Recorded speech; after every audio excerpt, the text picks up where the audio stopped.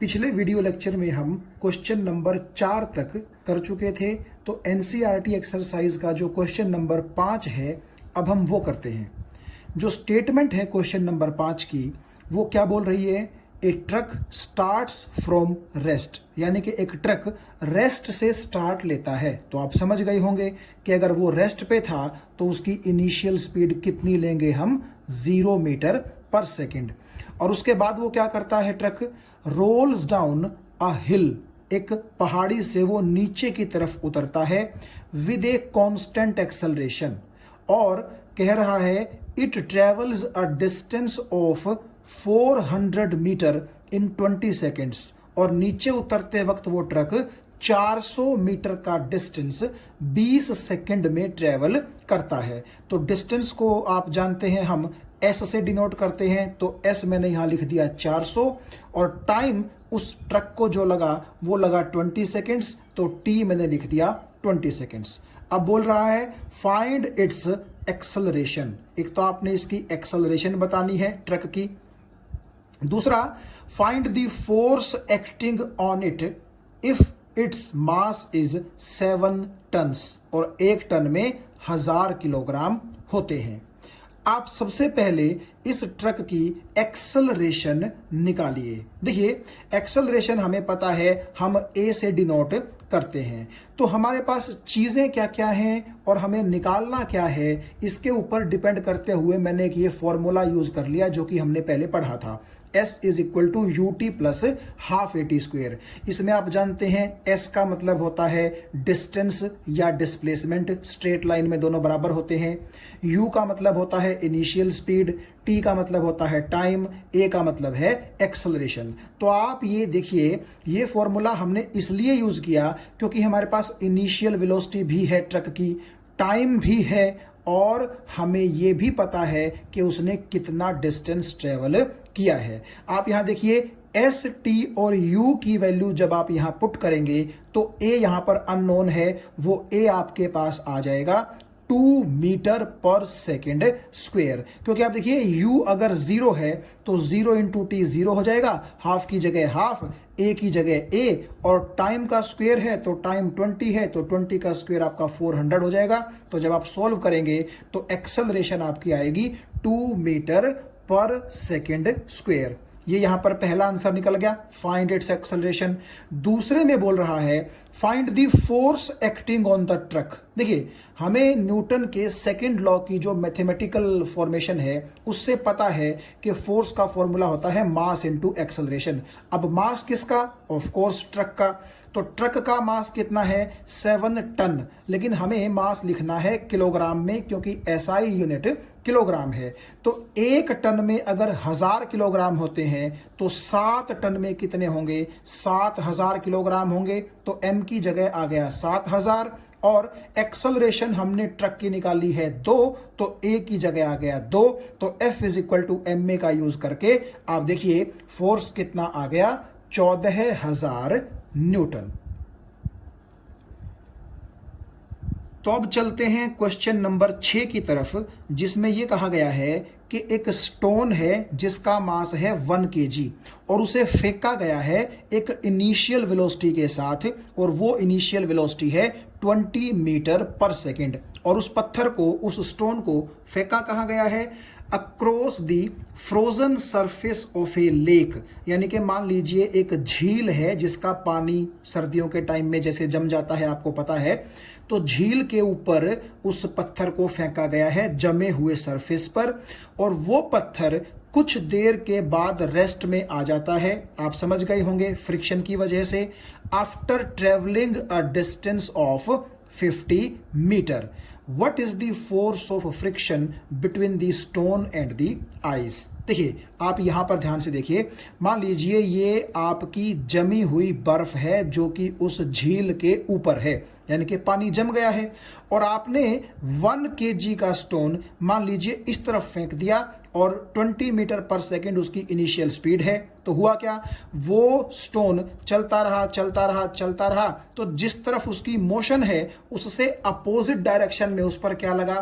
Frictional force लगा, और उस फ्रिक्शनल फोर्स की वजह से वो यहां पर रेस्ट में आ गया, यानी कि उसकी फाइनल वेलोसिटी 0 हो गई। और यहां से यहां उसने 50 मीटर का डिस्टेंस ट्रेवल किया, यानी 50 मीटर चलने के बाद वो कहां आया है, रेस्ट पे आया है। तो आप यहां क्या निकालना चाहते हैं कि फ्रिक्शन का फोर्स कितना लगा है। आप जानते हैं जब भी एक ऑब्जेक्ट दूसरे ऑब्जेक्ट पर मूव करता है तो दोनों के जो सरफेस हैं वो आपस में रगड़ खाते हैं। उस वजह से क्या होता है, उसकी मोशन के अपोजिट डायरेक्शन में एक फोर्स लगता है जिसको हम फ्रिक्शनल फोर्स कहते हैं। और वो फ्रिक्शनल फोर्स उस ऑब्जेक्ट की वेलोसिटी को क्या करता है, कम करता है और धीरे धीरे उसको कहां ले आता है, रेस्ट में। तो यहां पर भी कहानी बिल्कुल वैसी ही है। तो ये है जी आपके स्टोन की इनिशियल स्पीड और ये है फाइनल स्पीड। फाइनल स्पीड को हम किससे डिनोट करते हैं, v से। और आप देखिए इन दोनों पॉइंट्स के बीच में distance travelled by the stone कितना है, 50 मीटर। तो यह आपका frozen surface of the lake है, जैसा कि मैंने यहां लिखा है। अब ये जो हमारे पास इक्वेशन होती है v square minus u square is equal to 2as, इसमें हम वैल्यूज पुट कर देंगे। देखिए v का मतलब होता है final velocity of the object, वो 0 है तो 0 का स्क्वायर कितना होगा, 0। u का मतलब होता है इनिशियल वेलोसिटी, इनिशियली उस स्टोन को आपने 20 मीटर पर सेकेंड की वेलोसिटी दे करके फेंका था, तो क्योंकि u 20 है तो 20 का स्क्वायर हो जाएगा 400। तो यहां पर हम u स्क्वेयर की जगह लिख देंगे 400 माइनस बीच में u का u आएगा इज इक्वल टू 2 की जगह 2 आ गया, a की जगह a आ गया, हमें पता नहीं है। s का मतलब होता है डिस्टेंस या डिस्प्लेसमेंट, तो स्ट्रेट लाइन में क्योंकि दोनों बराबर होते हैं तो वो यहां पर 50 है, तो s की जगह आप 50 लिख दीजिए। तो सब चीजें आपके पास हैं। आप देखिए सिर्फ a आपके पास नहीं है और वो यहां से आ जाएगी। तो माइनस के 400 इज इक्वल टू आप देखिए 100a, तो एक्सेलरेशन आ गई माइनस के 4 मीटर पर सेकेंड स्क्वायर। और एक्सेलरेशन नेगेटिव क्यों आई है, क्योंकि आप जानते हैं कि अगर ऑब्जेक्ट रेस्ट ठीक कह रहा हूं मैं, कि अगर ऑब्जेक्ट रेस्ट पर आ रहा हो धीरे धीरे, उसकी जो इनिशियल स्पीड है वो ज्यादा हो और फाइनल स्पीड उसकी कम होती रहे, यानी कि ऑब्जेक्ट रेस्ट पर आ रहा हो, तो हम ये जानते हैं कि उसके अंदर एक्सेलरेशन कैसी होती है, नेगेटिव। क्योंकि नेगेटिव एक्सेलरेशन का मतलब होता है रिटार्डेशन, यानी कि ऑब्जेक्ट धीरे धीरे स्लो डाउन हो रहा है और वो एक टाइम पर रुक भी जाएगा। तो यहां पर जैसे कि वो रुक गया था, तो एक्सेलरेशन आ गई माइनस के 4 मीटर पर सेकेंड स्क्वायर। माइनस साइन सिर्फ ये इंडिकेट करता है कि ये रिटार्डेशन है। और आप जब इस फॉर्मूले के अंदर F is equal to ma के अंदर इस एक्सेलरेशन को पुट करेंगे तो आप ध्यान से देखिएगा, ये जो पत्थर था इसका मास था 1 kg, तो m की जगह आ गया 1 और एक्सेलरेशन की जगह आ गया -4, तो फोर्स कितना आ गया, माइनस के 4 न्यूटन। यानी कि इस पत्थर पर जो ये इस तरफ चल रहा था तो फ्रिक्शनल फोर्स इसकी मोशन के अपोजिट डायरेक्शन में माइनस के 4 न्यूटन लगा। आप ये भी बोल सकते हैं कि माइनस इंडिकेट करता है कि ये फ्रिक्शनल फोर्स ऑब्जेक्ट की मोशन के अपोजिट डायरेक्शन में लगता है, वरना वैल्यू तो फ्रिक्शनल फोर्स की आप कितना बोल सकते हैं, 4 न्यूटन भी बोल सकते हैं। तो आइए अब चलते हैं क्वेश्चन नंबर 7 की तरफ। क्वेश्चन नंबर 7 में क्या कहा गया है ये आप पढ़ लीजिएगा, लेकिन मैं आपको यहां समझा देता हूं। देखिए हमारे पास एक इंजन है जिसका मास 8000 किलोग्राम है और वो इंजन क्या करता है, ट्रेन के 5 डिब्बों को खींचता है और हर एक डिब्बे का वजन 2000 किलोग्राम है। और वो इंजन इन डिब्बों को एक हॉरिजॉन्टल ट्रैक यानी कि धरती के पैरेलल जो ट्रैक है उस पर खींचता है। ये सिचुएशन देखिए मैंने आपको यहां दिखा दी है, 1 2 3 4 5, ये 5 हमारे पास ट्रेन की बोगियां हैं, ट्रेन के डिब्बे हैं और हर एक डिब्बे का मास कितना है, 2000 किलो है। और आप ये देखिए इन 5 के 5 डिब्बों को ये इंजन क्या करता है, खींचता है फोर्स लगा करके। और इस इंजन का खुद का वजन कितना है, मास कितना है, 8000 केजी।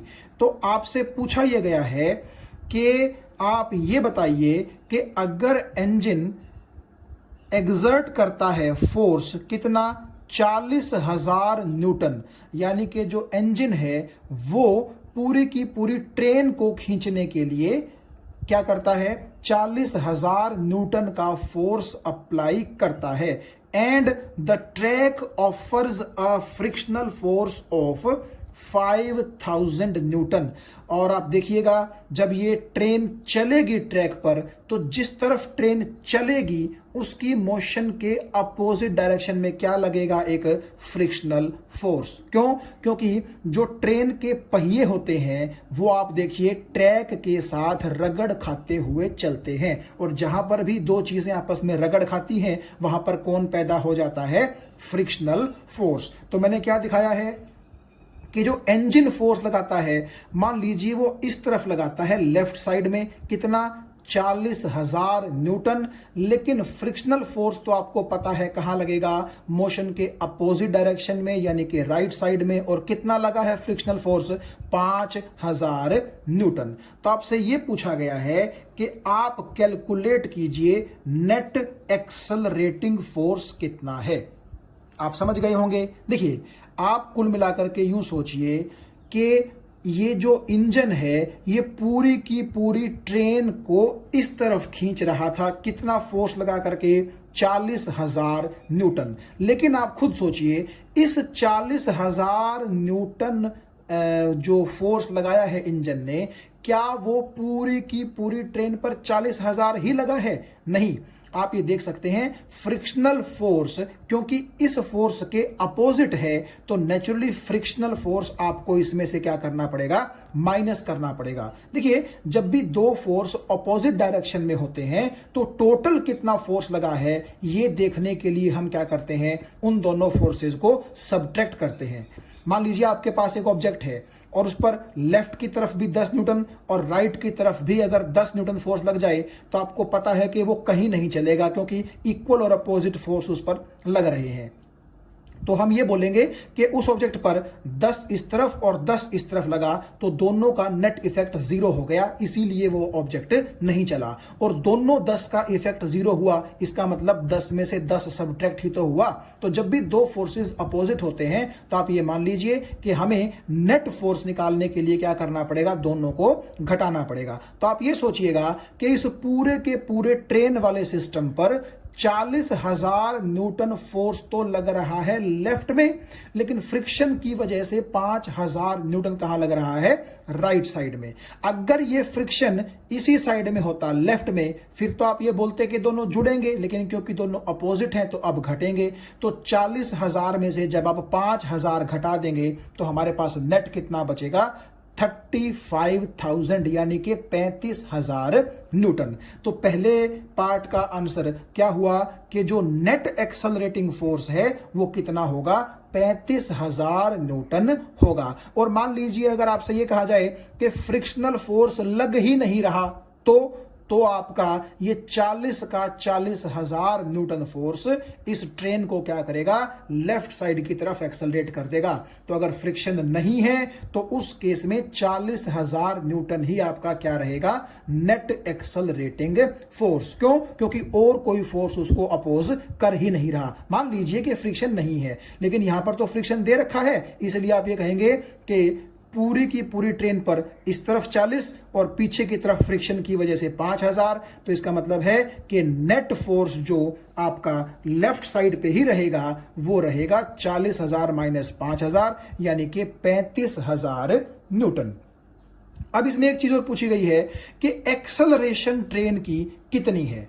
हमें यहां पर एक फॉर्मूला यूज करना है, F is equal to m a. अगर यहां हम F भी पुट कर देंगे और M भी पुट कर देंगे तो A की वैल्यू अपने पास आ जाएगी। यहां पर F का मतलब होगा नेट एक्सेलरेटिंग फोर्स और M का मतलब होगा कि वो फोर्स ट्रेन के कितने मास के ऊपर लग रहा है। आप यहां पर थोड़ा सा ध्यान दें, इसमें छोटा सा एक पॉइंट है समझने लायक। देखो ये इंजन जो है न केवल ये 5 इन बोगियों को खींच रहा है, न केवल 5 इन डिब्बों को खींच रहा है, बल्कि इसका खुद का मास भी तो आगे की तरफ खींचा जा रहा है।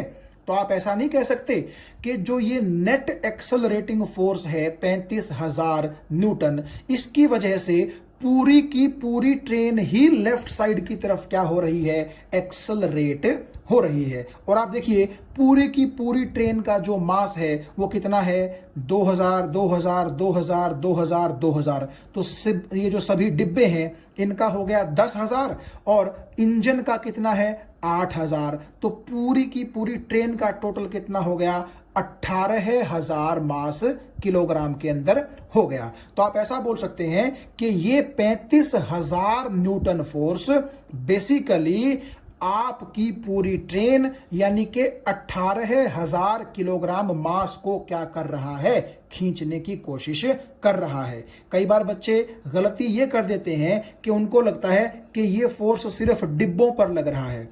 भाई डिब्बों पर तो ये फोर्स लग रहा है, इंजन भी तो आगे की तरफ चल रहा है, क्योंकि पूरी की पूरी ट्रेन इकट्ठी ही तो आगे की तरफ चलती है। तो नेचुरली इन डिब्बों के साथ साथ इंजन का मास भी हमें क्या करना पड़ेगा, कंसीडर करना पड़ेगा। तो इसका मास 8,000 और सभी डिब्बों का हो गया 10,000। तो टोटल मास कितना हो गया पूरी ट्रेन का, वो हो गया 18,000 किलोग्राम। और उस 18,000 किलोग्राम मास को इतना फोर्स क्या कर रहा है, खींच रहा है। तो अगर हम F is equal to m में लगाएं तो आप यहां देखिए F की जगह आ गया आपका 35,000 न्यूटन, मास की जगह आ गया 18,000 किलोग्राम, तो A की जगह A है। तो यहां से जब आप A की वैल्यू निकालेंगे तो आ जाएगी 1.94 मीटर पर सेकेंड स्क्वायर, यानी कि आपकी जो पूरी ट्रेन है उसकी एक्सेलरेशन इतनी रहेगी।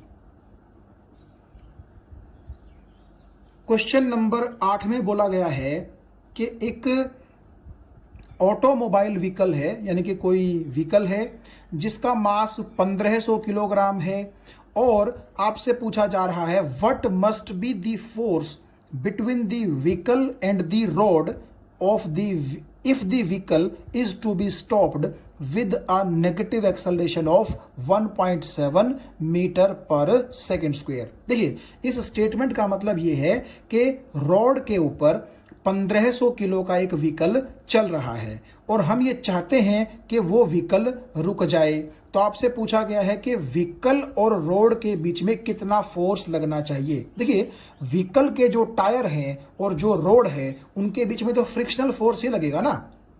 तो अगर हम ये चाहते हैं कि नेगेटिव एक्सेलरेशन इतनी हो उस व्हीकल के अंदर, तो नेगेटिव एक्सेलरेशन का मतलब आप समझ ही गए होंगे कि उस ऑब्जेक्ट की वेलोसिटी को हमने क्या करना है, धीरे धीरे डिक्रीज करवाना है। बेसिकली उसके अंदर माइनस के 1.7 मीटर पर सेकेंड स्क्वायर की रिटार्डेशन हमें चाहिए। तो कह रहा है कि कितना फोर्स लगाना पड़ेगा। आप ऐसा भी सोच सकते हैं कि अगर व्हीकल चल रहा है तो ब्रेक लगा करके भी ये फोर्स जो है पैदा किया जा सकता है, क्योंकि ब्रेक लगाने से भी क्या होगा, जो ऑब्जेक्ट की फाइनल स्पीड है वो कम होती चलेगी और उसके अंदर एक्सेलरेशन कैसी होगी, नेगेटिव। तो कुल मिलाकर के चलिए फ्रिक्शन है कि ब्रेक लगाई है उसको छोड़िए, आप सिर्फ ये देखिए हमें फोर्स कितना चाहिए। तो फोर्स का फॉर्मूला आप जानते हैं m इंटू ए होता है। तो m का मतलब उस व्हीकल का मास जो कि 1500 है और उस व्हीकल की एक्सेलरेशन हमें कितनी चाहिए, नेगेटिव के 1.7 यानी कि नेगेटिव के 17/10। तो जब आप इसको सॉल्व करेंगे तो फोर्स आ जाएगा माइनस के 2550 न्यूटन। और ये माइनस साइन क्या इंडिकेट करता है कि ये फोर्स व्हीकल जिस तरफ चल रहा है उससे अपोजिट डायरेक्शन में लगेगा, क्योंकि वही फोर्स आपके व्हीकल को क्या करेगा, धीरे धीरे रोक सकेगा, यानी कि उसके अंदर नेगेटिव एक्सेलरेशन पैदा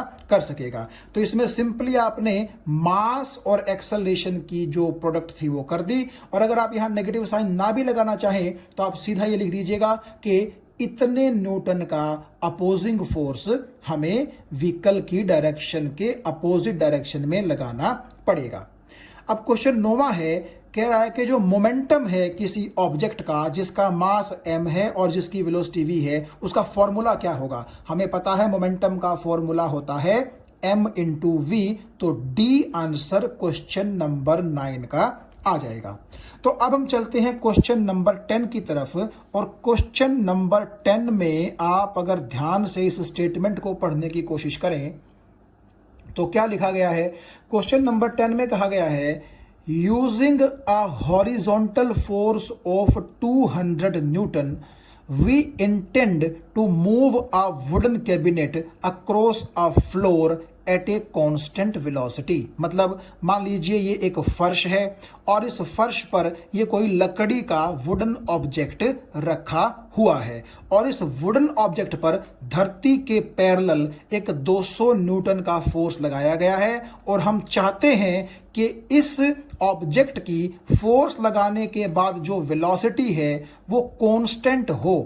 What is the frictional force that will be exerted on the cabinet? आप एक चीज देखिएगा, आप जिस तरफ फोर्स लगाएंगे ऑब्जेक्ट तो उसी तरफ चलेगा।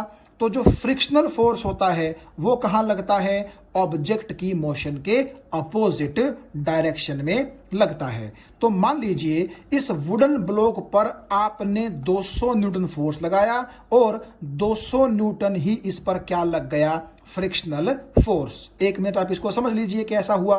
तो अब एक चीज देखिए, आप एक ही ऑब्जेक्ट पर इधर 200 लग रहा है और इधर 200 लग रहा है, तो दोनों फोर्सेस आप देखिए इक्वल मैग्नीट्यूड के हैं और डायरेक्शन अपोजिट है और एक ही ऑब्जेक्ट पर लग रहे हैं, तो नेट फोर्स कितना हो जाएगा इस पर? 0। मतलब इसका ये होगा कि ये 200 न्यूटन लेफ्ट में लेकर के जाना चाहेगा और ये 200 न्यूटन राइट में ले जाना चाहेगा इस वुडन ऑब्जेक्ट को। लेकिन क्योंकि दोनों फोर्स इक्वल और अपोजिट हैं तो दोनों घट जाएंगे, तो नेट फोर्स कितना होगा? 0। और हमें पता है नेट फोर्स किसके बराबर होता है? मास इंटू एक्सेलरेशन के बराबर। तो अगर ये नेट फोर्स 0 है तो इसका मतलब मास इंटू एक्सेलरेशन क्या है? 0 है। लेकिन मास तो 0 नहीं है ऑब्जेक्ट का, कुछ ना कुछ तो मास है। इसका मतलब दो चीजों की प्रोडक्ट अगर 0 है तो कोई ना कोई एक तो दोनों में से 0 होगा। अब ये तो 0 है नहीं, इसका मतलब कौन 0 हुआ? Acceleration. So acceleration is equal to 0। और आप जानते हैं एक्सेलरेशन अगर 0 है इसका मतलब क्या है कि ऑब्जेक्ट की वेलोसिटी कांस्टेंट है, वो चेंज नहीं हो रही है।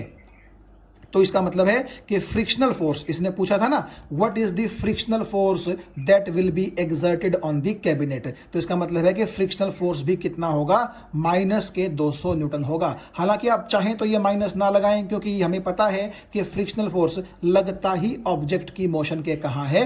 अपोजिट डायरेक्शन में लगता है। तो आपसे ये जो पूछा गया था कि फ्रिक्शनल फोर्स की वैल्यू कितनी होगी, तो वो देखिए 200 न्यूटन क्यों रखी गई? क्योंकि अगर फ्रिक्शनल फोर्स 200 न्यूटन होगा तो नेट फोर्स इस ऑब्जेक्ट पर 0 होगा, इसीलिए उसकी एक्सेलरेशन 0 होगी और एक्सेलरेशन 0 का मतलब है वेलोसिटी कांस्टेंट होगी, क्योंकि यहां पर वेलोसिटी कांस्टेंट ही तो बोली हुई है। ठीक है, अगर आप यहां पर फ्रिक्शनल फोर्स की वैल्यू 200 से कुछ अलग रख देंगे, मान लीजिए आपने 100 रख दिया, तो एक बात देखो, इधर 200 इधर 100, तो नेट फोर्स इस पर 0 नहीं हुआ ना, इसीलिए इसकी एक्सेलरेशन भी 0 नहीं होगी। तो अगर हम चाहते हैं कि एक्सेलरेशन 0 हो, वेलोसिटी कांस्टेंट हो, तो आपको नेट फोर्स भी इस ऑब्जेक्ट पर कितना करना पड़ेगा? 0। और उसी चक्कर में आप ये कहेंगे कि जितना फोर्स ऑब्जेक्ट पर लगा है उतना ही इस पर फ्रिक्शन भी लगवा दीजिए, ताकि नेट फोर्स 0 हो जाए और हमारी एक्सेलरेशन 0 हो जाए, वेलोसिटी कांस्टेंट हो जाए। इसीलिए यहां पर फ्रिक्शन का आंसर कितना आएगा? 200 या फिर माइनस के 200 न्यूटन। और आप यहां पर एक चीज और देख सकते हैं कि जो आपका ये वुडन ब्लॉक है ये कांस्टेंट वेलोसिटी के साथ मूव करेगा। इसका मतलब क्या है? आप थोड़ा सा इस चीज को यूं समझिए कि शुरू में आपने क्या किया, मान लीजिए 200 की बजाय 201 न्यूटन फोर्स लगा दिया, मान लीजिए थोड़ा सा। तो आप एक चीज देखिए, 201 लगा हुआ है इस तरफ और 200 लगा हुआ है इस तरफ, तो नेचुरली इस ऑब्जेक्ट पर राइट साइड में 1 न्यूटन का नेट फोर्स लग गया।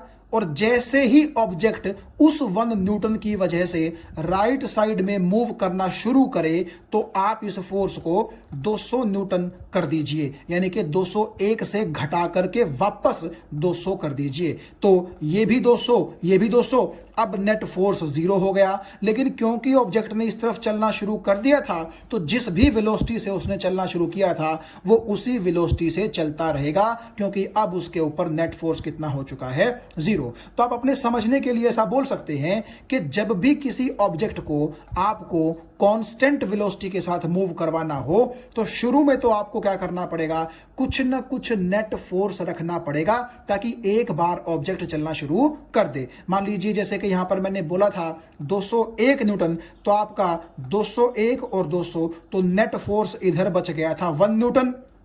उसकी वजह से ऑब्जेक्ट कुछ ना कुछ इधर वेलोसिटी के साथ चलेगा और जैसे ही ऑब्जेक्ट ने एक बार चलना शुरू किया इस तरफ, इसका मतलब उसकी कुछ ना कुछ वेलोसिटी हो गई। तो आपने ये तो अपने हाथ में ही है, हमने खुद लगाया है फोर्स, तो हमने इसको 201 से घटा करके फिर कितना कर दिया 200। तो अब ये भी 200 ये भी 200, नेट फोर्स हो गया 0। और हमें एक चीज पता है, न्यूटन ने क्या कहा था कि अगर किसी चीज पर नेट फोर्स 0 लगे तो वो ऑब्जेक्ट अगर रेस्ट में है तो रेस्ट में ही रहता है, और अगर वो किसी कांस्टेंट वेलोसिटी के साथ चल रहा है तो उसी कांस्टेंट वेलोसिटी के साथ चलता रहता है। तो नेचुरली आपका ऑब्जेक्ट इसी तरफ कांस्टेंट वेलोसिटी के साथ चलता रहेगा क्योंकि उसके अंदर एक्सेलरेशन कितनी है, 0। क्वेश्चन नंबर जो 11 है उसमें यह बोल रहा है कि दो ऑब्जेक्ट हैं, हर एक का मास 1.5 kg है और वो दोनों ही क्या कर रहे हैं, सेम स्ट्रेट लाइन में मूव कर रहे हैं लेकिन ऑपोजिट डायरेक्शंस में। आप अगर यहां ध्यान से देखें, मान लीजिए ये एक ट्रैक है जिस ट्रैक के ऊपर दोनों 1.5 kg के ऑब्जेक्ट्स चल रहे हैं। तो है क्या कि ये ऑब्जेक्ट आपका सपोज कीजिए इस तरफ चल रहा है यानी कि राइट साइड में, और ये ऑब्जेक्ट आपका चल रहा है इस तरफ यानी कि लेफ्ट साइड में। तो दोनों चल तो रहे हैं एक ही स्ट्रेट लाइन में लेकिन डायरेक्शन दोनों की कैसी है, अपोजिट। और दोनों की वेलोसिटी भी सेम है, मेरा मतलब वेलोसिटी से है यहां स्पीड से।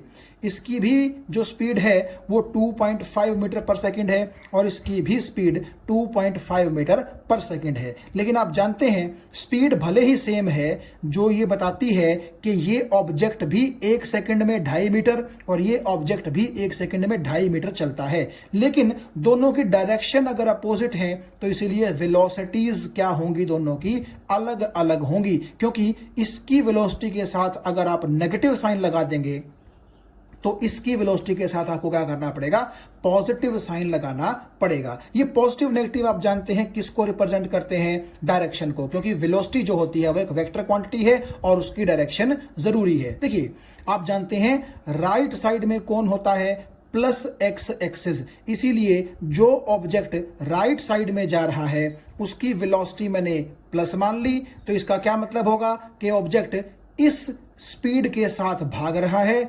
पॉजिटिव एक्स डायरेक्शन में, यानी कि उसकी वेलोसिटी हो गई प्लस के 2.5 मीटर पर सेकंड। और जहां तक इस ऑब्जेक्ट का सवाल है, आप ये देखिए ये नेगेटिव एक्स एक्सिस में यानी कि लेफ्ट साइड की तरफ जा रहा है, तो नेगेटिव एक्स में जा रहा है, इसीलिए मैंने इसकी वेलोसिटी के साथ क्या लगा दिया, नेगेटिव, जो कि आपको ये बताएगी कि ये ऑब्जेक्ट 2.5 मीटर पर सेकंड से कहां जा रहा है, नेगेटिव एक्स एक्सिस में जा रहा है। तो ये दोनों ऑब्जेक्ट देखिए मास दोनों का सेम है और स्पीड दोनों की सेम है, हालांकि वेलोसिटी तो कैसी है, दोनों की अलग अलग है। और ये दोनों ऑब्जेक्ट एक ही स्ट्रेट लाइन में एक दूसरे की तरफ आ रहे हैं, ये इस तरफ आ रहा है और ये इस तरफ आ रहा है। ये तो सिचुएशन है दोनों के बीच में बिफोर कोलिजन।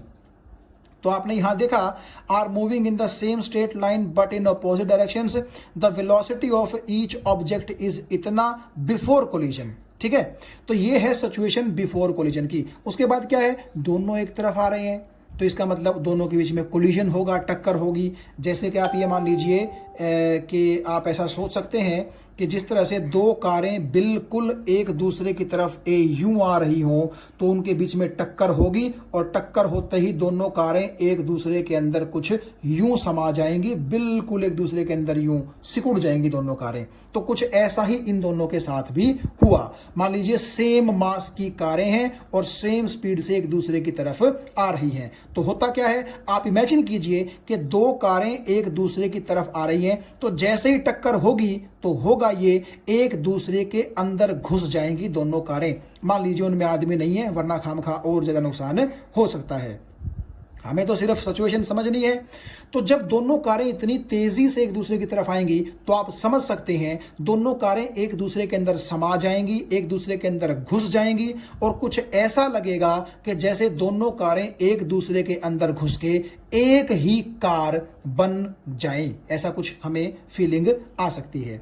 तो आप देखिएगा आफ्टर कोलिजन, ये अगर मैं थोड़ी सी स्टेटमेंट को नीचे लेकर के चलूं तो यहां देखिए ये कह रहा है स्टिक टुगेदर। स्टिक टुगेदर का मतलब है कि जैसे ही दोनों ऑब्जेक्ट्स के बीच में कोलिजन होता है तो कोलिजन होते ही दोनों एक दूसरे के साथ बिल्कुल बुरी तरह चिपक जाते हैं और एक बड़ा ऑब्जेक्ट बना देते हैं। स्टिक टुगेदर का मतलब बिल्कुल एक दूसरे के साथ चिपक गए।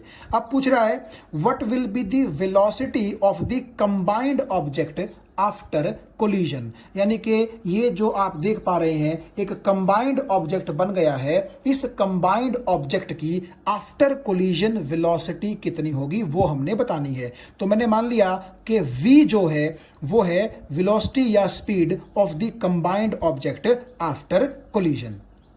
तो हमें यह बताना है कि ये जो ऑब्जेक्ट है जो दोनों ऑब्जेक्ट्स के कोलीज होने से आपस में बना है, ये इस तरफ जाएगा या फिर इस तरफ जाएगा। अगर ये इस तरफ जाएगा तो इसकी वेलोसिटी कैसी आ जाएगी, नेगेटिव, और अगर ये इस तरफ जाएगा तो इसकी वेलोसिटी कैसी आ जाएगी, पॉजिटिव। देखते हैं कितनी आती है। हमें मोमेंटम कंजर्वेशन के बारे में पता है। हमें मालूम है कि कोलिजन से पहले इन दोनों का अगर मैं टोटल मोमेंटम निकाल लूं तो वो क्या कहलाएगा, सिस्टम का टोटल मोमेंटम बिफोर कोलिजन, क्योंकि इन दोनों को मिला करके मान लीजिए क्या बना है, एक सिस्टम बना है। और आफ्टर कोलिजन भी हम क्या करेंगे, इन्हीं दोनों ऑब्जेक्ट से ये जो नया ऑब्जेक्ट बना है हम यहां वाले सिस्टम का टोटल फाइनल मोमेंटम निकाल लेंगे। और हमें पता है मोमेंटम कोलिजन से पहले का और कोलिजन के बाद का कैसा होगा, बराबर, क्योंकि इन दोनों ऑब्जेक्ट्स पर बाहर से कोई फोर्स नहीं लग रहा है। इन दोनों को मिला करके एक आइसोलेटेड सिस्टम बनाया जा सकता है। तो एक चीज को देखिएगा आप, इसके मास को इसकी वेलोसिटी से और इसके मास को इसकी वेलोसिटी से अगर हम यूं मल्टीप्लाई कर दें और इनको जोड़ दें तो इस ऑब्जेक्ट का मोमेंटम प्लस इस ऑब्जेक्ट का मोमेंटम, तो ये हमारे पास क्या आ गया, total momentum of this system before collision.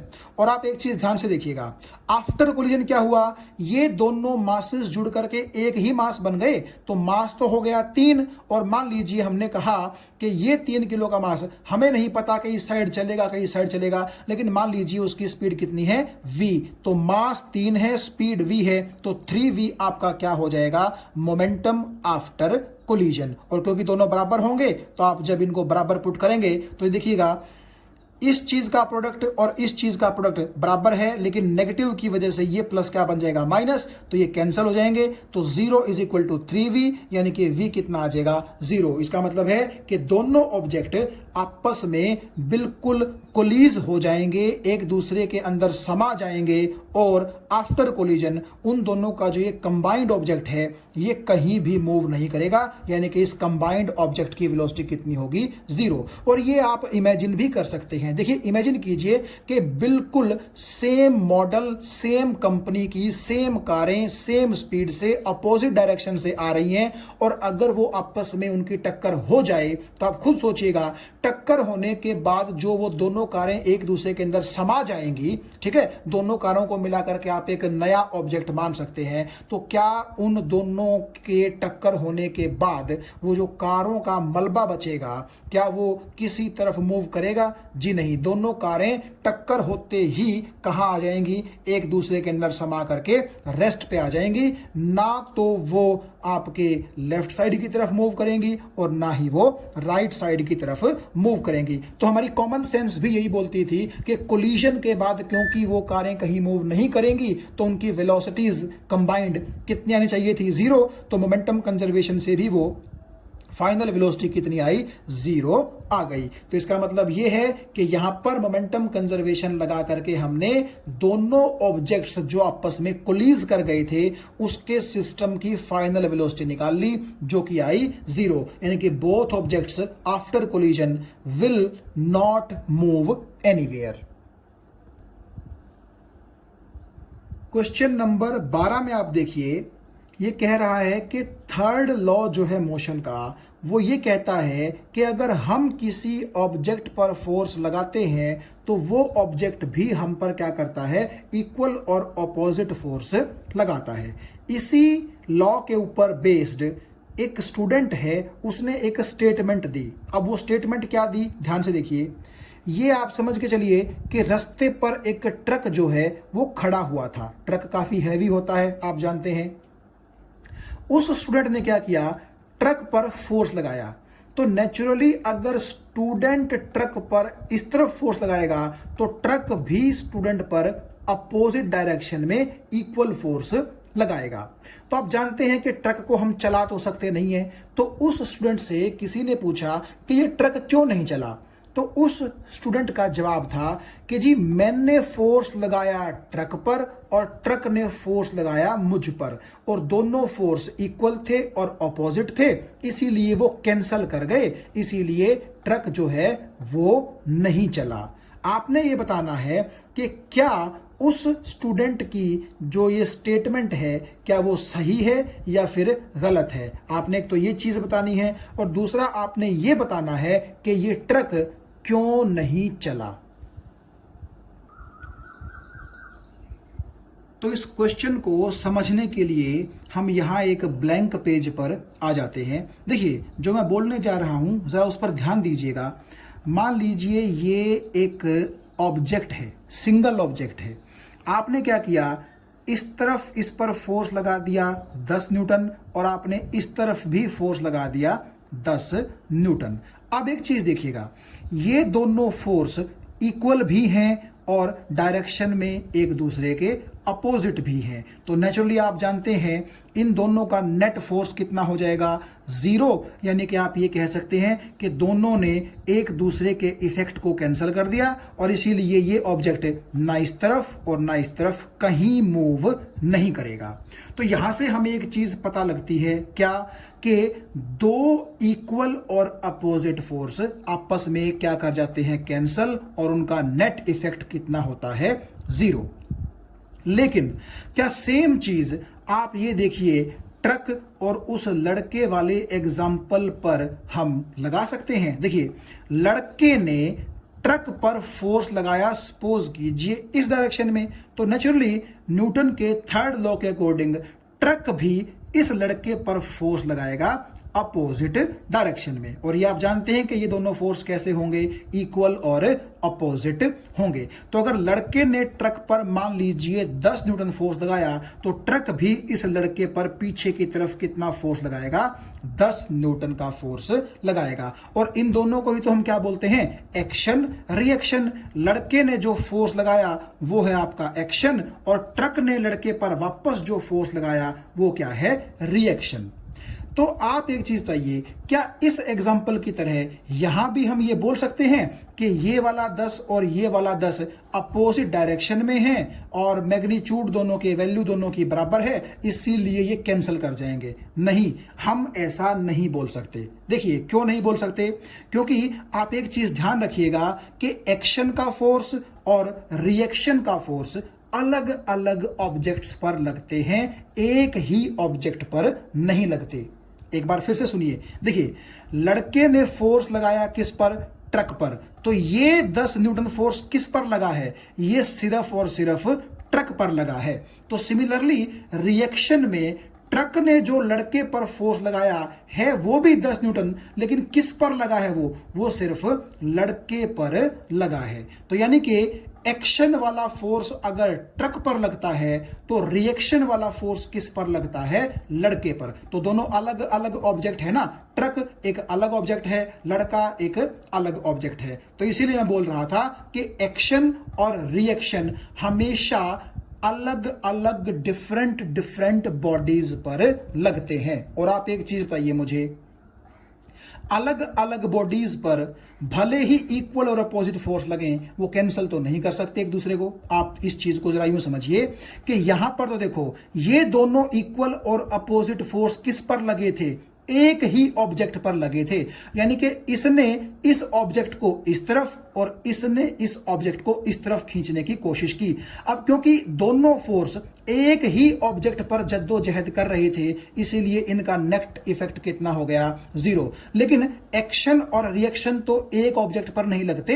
Action तो आपका लगा ट्रक पर और रिएक्शन आपका लगा इस लड़के पर। तो आप ऐसा समझिए कि ये लड़का जो है ये एक अलग ऑब्जेक्ट है और ये ट्रक ये एक अलग ऑब्जेक्ट है। ये ट्रक है और सपोज कीजिए ये बॉय है। तो ट्रक पर जो लगा एक्शन और लड़के पर जो लगा रिएक्शन, आप देखिए भले ही एक्शन रिएक्शन इक्वल और अपोजिट हैं, लेकिन भाई वो दो अलग अलग ऑब्जेक्ट्स पर लग रहे हैं। और आप देखिए कि दो अलग अलग ऑब्जेक्ट्स पर लगने वाले फोर्स भले ही इक्वल और अपोजिट हों, वो आपस में कैंसिल नहीं कर सकते, क्योंकि वो एक बॉडी पर नहीं लग रहे, वो अलग अलग बॉडीज पर क्या कर रहे हैं, लग रहे हैं। तो ये जो बात लड़के ने बोली कि ये ट्रक इसलिए नहीं चल रहा क्योंकि ट्रक पर लगा फोर्स और वापस रिएक्शन में लड़के पर लगा फोर्स इक्वल और अपोजिट हैं, वो कैंसिल कर गए। तो ये बात लड़के ने कैसी बोल दी, गलत बोल दी, क्योंकि एक्शन और रिएक्शन कभी भी आपस में कैंसिल नहीं कर सकते, because both are acting on different objects, they are not acting simultaneously on one single object. फिर बात यह है कि चलिए लड़के ने तो गलती कर दी, ठीक है, लेकिन फिर इस ट्रक के ना चलने का रीजन क्या है? इसके रीजन दो हो सकते हैं। देखिए, पहला रीजन तो बड़ा आसान है, आप ये बोल लीजिए कि ट्रक का मास बड़ा ज्यादा है, इसलिए उसका इनर्शिया ज्यादा है, इसीलिए वो क्या करेगा, रेस्ट से मोशन में आसानी से नहीं आएगा, इसीलिए वो चलता नहीं है। पहली बात, बड़ी साधारण सी बात है। दूसरी बात आप ये भी बोल सकते हैं कि अगर आपके ट्रक पर फोर्स लगाया जाता है इस तरफ, तो जरूर ट्रक और जो रोड है उसके बीच में मोशन के अपोजिट क्या पैदा हो गया होगा, फ्रिक्शनल फोर्स पैदा हो गया होगा। और जितना लड़के ने फोर्स लगाया उतना ही फ्रिक्शनल फोर्स पैदा हो गया। तो अब एक चीज देखिएगा, लड़के के द्वारा लगाया गया एक्शन भी किस पर लग रहा है, ट्रक पर, और फ्रिक्शन भी किस पर लग रहा है, ट्रक पर। तो ये दोनों जब इक्वल और अपोजिट होंगे तो ये कैंसिल कर गए और ट्रक जो है वो आगे की तरफ मूव नहीं कर सकता। आपको ये बात समझ में आ गई होगी। एक बार फिर से देखिए कि ये जो ट्रक है इस पर बेसिकली आप कहिए दो फोर्स लगेंगे। एक तो इस लड़के ने लगाया, ठीक है, जो कि हम क्या बोल रहे हैं, एक्शन। तो चलिए रिएक्शन तो लड़के पर लग गया, कोई दिक्कत नहीं, लेकिन जब ट्रक आगे की तरफ मूव करने लगेगा तो आप जानते हैं कि ट्रक के जो टायर हैं वो क्या करेंगे, वो धरती के साथ रगड़ खाएंगे। तो धरती और ट्रक के बीच में क्या लगेगा, फ्रिक्शन। और आप जानते हैं मोशन जिस तरफ होती है फ्रिक्शन तो उससे अपोजिट डायरेक्शन में लगता है। तो आप ये कह सकते हैं कि लड़के के द्वारा लगाया गया जो फोर्स है उसके अपोजिट डायरेक्शन में धरती क्या लगाना शुरू कर देती है, फ्रिक्शन। और क्योंकि ये दोनों जरूर क्या रहे होंगे, इक्वल और अपोजिट, इसीलिए ट्रक आगे की तरफ मूव नहीं कर सकता। तो ये दोनों आंसर मैंने यहां पर लिख दिए हैं कि जो लड़के का लॉजिक है वो रॉन्ग है, क्योंकि एक्शन रिएक्शन कभी भी कैंसल आउट नहीं करते, क्योंकि दोनों एक ऑब्जेक्ट पर नहीं लगते बल्कि डिफरेंट ऑब्जेक्ट्स पर लगते हैं। तो जो ट्रक के ना मूव करने के रीजन है, आप ये कह सकते हैं कि या तो इनर्शिया उसका ज्यादा है या फिर जो फ्रिक्शनल फोर्स पैदा हुआ उसने क्या किया, आपके ट्रक पर जो फोर्स लग रहा है आगे की तरफ, तो फ्रिक्शनल फोर्स उसी ट्रक पर पीछे की तरफ लग गया और ये दोनों इक्वल और अपोजिट हैं। और क्योंकि एक ही ऑब्जेक्ट पर लग रहे हैं इसीलिए कैंसिल हो गए, इसीलिए ट्रक नहीं चल पाया।